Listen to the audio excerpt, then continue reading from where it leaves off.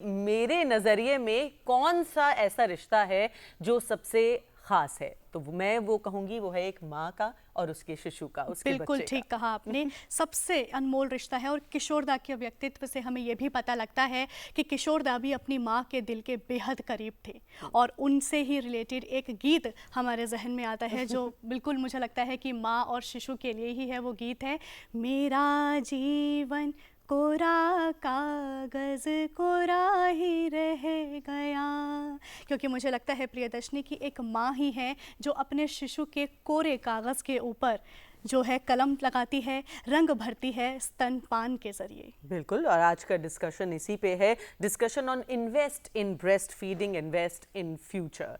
इस पे चर्चा करने के लिए हमारे साथ खास मेहमान स्टूडियो में जुड़े हैं। आइए विनम्रता के साथ स्वागत करते हैं doctor Pushpa Mishra, consultant gynaecologist, LNJP hospital, new Delhi. Ma'am, आपका बहुत बहुत स्वागत है। मैम, एक हमारा जो अभी सप्ताह चल रहा है, ब्रेस्ट फीडिंग के ऊपर चर्चा हो रही है, बातें हो रही हैं। इस बार की जो थीम है वो है prioritise breast feeding, create sustainable support system. तो इस थीम के बारे में पहले तो कुछ बताएं। तो इस थीम के बारे में बताने से पहले मैं आपको बता दूं कि ब्रेस्ट फीडिंग की चर्चा तो हर तरफ रहती है, और क्योंकि हम लोग ऑब्स्टेट्रिशियन हैं तो हम लोग सुबह दोपहर शाम इसके साथ डील करते बिल्कुल। हैं। तो यूनिसेफ एंड WHO ने हमें 10 स्टेप्स बताया हुआ है सस्टेनेबल ब्रेस्ट फीडिंग के लिए। ठीक है। तो अभी आपने एक फ्रेज़ का यूज़ किया कि invest in breast feeding, invest in future. तो सबसे पहले हम इसके बारे में 2-4 लाइनें बताना चाहते हैं। इमेजिन कि कोई बच्चे को आप जैसे ही पैदा होता है माँ के साथ उसके ब्रेस्ट पे लगा देते हो और पहली ही बार उसकी फीडिंग 1 घंटे के अंदर अंदर कर देते हो। ठीक है। तो ये कितना बड़ा इन्वेस्टमेंट है। इन्वेस्टमेंट से हम क्या समझते हैं कि कोई पैसा हमने कहीं डाला, वो पैसा कुछ दिनों के बाद उसको हमें बहुत बड़ा रिटर्न आने लग गया। तो इस 1 घंटे के अंदर जब आपने बच्चे को दूध दे दिया तो उस बच्चे को आपने बहुत से रोगों से दूर कर दिया। तो माँ बाप को बाद में वो पैसे खर्च नहीं करने पड़े उसकी बीमारी पे।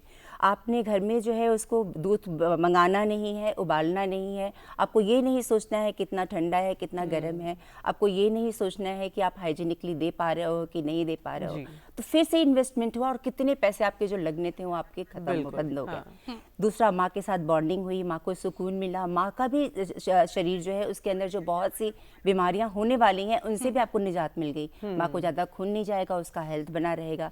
उस हेल्थ बने रहने से बच्चे का दूध की क्वालिटी और अच्छी हो जाएगी। माँ को भी बहुत सी बीमारियां जो आगे जाके होने वाली हैं, ब्लड प्रेशर, डायबिटीज़ एंड थोड़े से कुछ कैंसर्स हैं हमारे ओवरी के, ब्रेस्ट के, उनके होने को का चांस कम हो जाता है। अगेन कितना फ़ायदा हो गया, और इन्वेस्टमेंट जो थोड़ा सा हमने किया शुरुआती दौर में उसका कितना रिटर्न आ गया। तो ये हमारा कितना बड़ा रिटर्न है इन्वेस्ट करने का ब्रेस्ट फीडिंग में। तो this is what I want to say. Ma'am, कई बार देखा जाता है कि अगर हम प्री डिलीवरी की बात करें तो ऐसी कौन सी डाइट, ऐसे कौन सा रूटीन एक माँ को फॉलो करना चाहिए जिससे उसको मिल्क प्रोडक्शन में कोई प्रॉब्लम ना हो?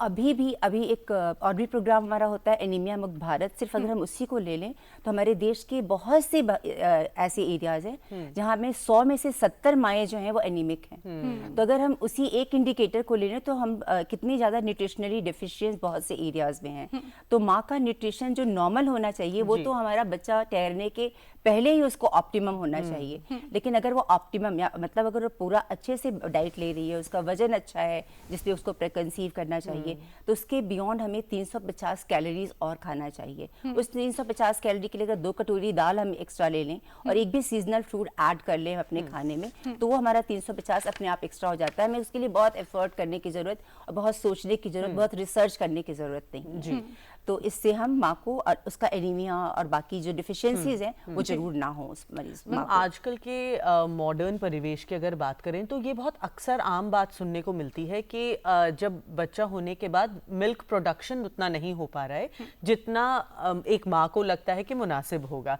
इसके बारे में आप क्या कहेंगे? तो हम लोग जब वार्ड राउंड के लिए सुबह जाते हैं तो जितनी नई माएँ होती हैं, कम से कम अगर मान लो हमने 10 मरीज का वो लिया तो 2-3 मरीज ऐसे होते हैं जो कहते हैं मैं मिल्क नहीं आ रहा है, लेकिन जब हम चेक करते हैं तो उनको इनफ मिल्क आ रहा होता है बच्चे के लिए।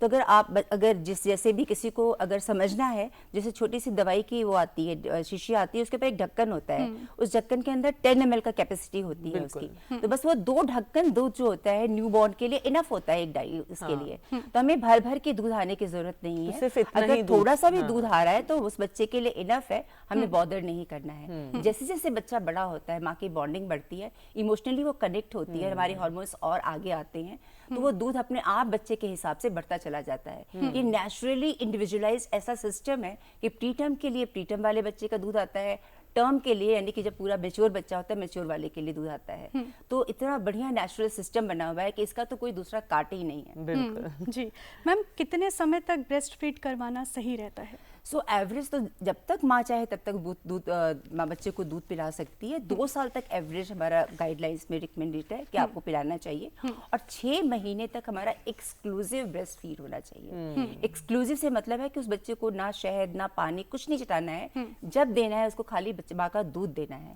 और उससे जो बच्चे की ग्रोथ होती है वो बेस्ट ग्रोथ होती है, और उसके बाद उसकी वीनिंग शुरू होती है। वीनिंग मतलब हम और चीजें ऐड करते हैं उसकी डाइट में, उसके खाने पीने में। मैम कई बार ऐसा देखा जाता है कि कुछ जो माएँ हैं वो वर्किंग मॉम्स हैं, तो उनके लिए शायद ब्रेस्ट फीड करवाना हो सकता है एक चुनौती रहा हो या एक चैलेंज होता है, इस चीज़ को कैसे ओवरकम किया जा सकता है? तो एक्चुअली तो सभी वर्किंग मदर्स के लिए, जो चाहे प्राइवेट सेक्टर हो या हमारा गवर्नमेंट सेक्टर हो, हर जगह 6 मंथ्स का प्रोविजन है मैटरनिटी लीव का, और वो पर्पस हमारा सिर्फ ब्रेस्ट फीडिंग का ही है। तो अगर कहीं ना भी मिल रहा हो और आपका जो भी आवर्स होते हैं, तो आप ब्रेस्ट मिल्क को रख सकते हो, निकाल के उसको रख सकते हो।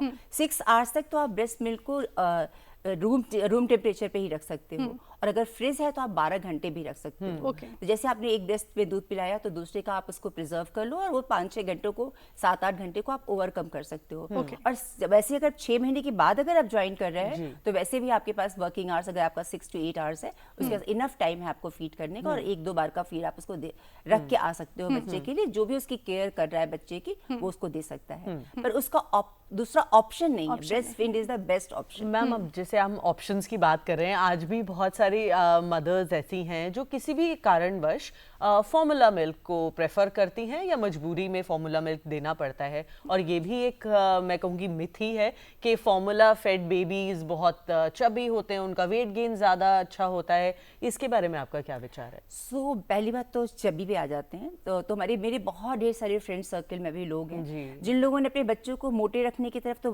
बंद कर दिया है। नाउ दे गो टू कि बच्चा हमारा जो है वो नॉर्मल हेल्थ रेंज में हो, उसका वेट उतना ही बढ़े जितने के लिए हेल्दी होने की जरूरत है, और वो शुगर वगैरह अभी से ही शुरू से ही बच्चे का कट कर देते हैं। इवन रिवॉर्ड करने के लिए भी वो उसको चॉकलेट्स वगैरह ना दे के कुछ और देना चाहते हैं।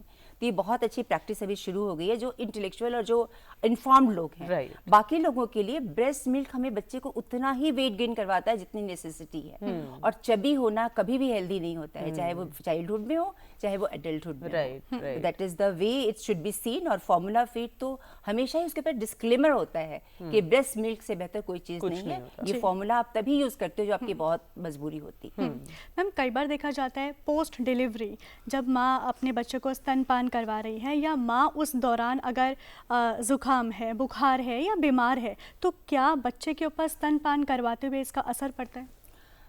स्तनपान किसी भी कंडीशन में कोई फर्क नहीं पड़ता है, बच्चे को हर हाल में देना चाहिए। बच्चा रो रहा है, बच्चे को फीवर है, बच्चे को डायरिया है, बच्चे को उल्टी हो रही है, कुछ भी करके स्तनपान is the remedy for him और हर।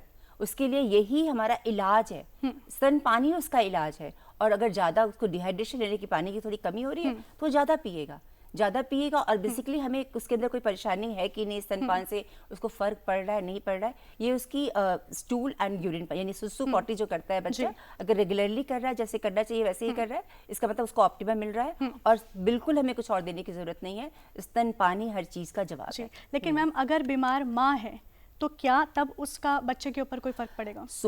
कुछ कंडीशंस ऐसी, जैसे माँ को एक होता है ओपन ट्यूबरकुलोसिस, जिसमें हमें माँ खांसी कर रही है और उसकी नाक से ही मुंह से ही हमारा टीबी के सारे जर्म्स निकल रहे हैं, या कैंसर का उसका इलाज चल रहा है, या माँ इस कंडीशन में ही नहीं है कि बच्चे को जैसे कि किसी सपोर्ट पे है माँ या बहुत बीमार है, तो उन कंडीशंस में हम जरूर कुछ दिनों के लिए माँ को अलग कर लेते हैं, माँ से बच्चे को अलग कर लेते हैं। लेकिन अगर हमसे हो पाए और माँ के ब्रेस्ट फीडिंग को, ब्रेस्ट मिल्क का प्रोडक्शन हम मेंटेन कर पाएँ, तो जैसे वो रिकवर करती है हम उसको फिर से माँ को ब्रेस्ट फीड करने के लिए अलाउ कर देते हैं। मैम, जैसे कहा जाता है जब बच्चा पैदा होता है उसके बाद का जो 1 घंटा वो बहुत महत्वपूर्ण है, और जो पहला फीड है वो बहुत उसकी न्यूट्रिशनल वैल्यू है, उसके बारे में भी कुछ बताएं। सो कोलोस्ट्रम तो अब बहुत सारी दुनिया को पता है कि कोलोस्ट्रम क्या है। उसमें प्रोटीन ज़्यादा होता है, उसके अंदर एंटीबॉडीज़ होते हैं, उसके अंदर ऐसे बायो वो होते हैं, हमारे एक्टिव प्रोडक्ट्स होते हैं जो बच्चे के अंदर बहुत इंपॉर्टेंट होते हैं। तो जो फर्स्ट आवर के अंदर अभी कुछ हमारी स्टडीज़ आई हैं, उसमें ये कहते हैं कि फर्स्ट आवर के अंदर जो बच्चे माँ के पास जाके फीड ले लेते हैं या उनका हम स्किन टू स्किन कॉन्टैक्ट करवा देते हैं, उन बच्चों में मोर्टेलिटी का रिस्क आधा हो जाता है। अच्छा। अगर 100 बच्चों में से कुछ 10 बच्चों को मरना है, तो ऐसे वाले बच्चे जिनको फर्स्ट आवर में हमने मिल्क दे दिया है, वो 10 में से 100 में से 5 की ही डेथ होने का चांस हो जाता है। तो रिस्क सीधे आधा हो जाता है। और मल्टीपल फैक्टर्स आते हैं जो बच्चे को हमें अच्छी हेल्थ देता है। एक तो उनका रूम टेम्परेचर, माँ के टेम्परेचर पे ही टेम्परेचर होना चाहिए, तो टेम्परेचर में हाइपोथर्मिया बहुत बड़ा कॉज होता है माँ बच्चे बीमार होने का, तो टेम्परेचर मेंटेन होता है। ब्रेस्ट मिल्क का वही टेम्परेचर होता है जो बच्चे को जिसकी नीड होती है। ब्रेस्ट का फर्स्ट कॉम्पोजिशन जो बहुत हेल्दी है वो बच्चे को मिल रहा होता है। और दूसरा, और माँ के कुछ ऐसे गुड बैक्टीरियाज हैं जो बच्चे में ट्रांसमिट हो जाते हैं, जो आगे जाके उसको बहुत डिजीजेस से प्रोटेक्ट करते हैं। सो मैम, जाते जाते आप कुछ हमारे दर्शकों को बताना चाहें कि माओं को कि क्यों ब्रेस्ट फीड कराना इज द ओनली ऑप्शन, और आपको किसी भी कीमत पे अपने बच्चे को वंचित नहीं रखना चाहिए इस सुख से।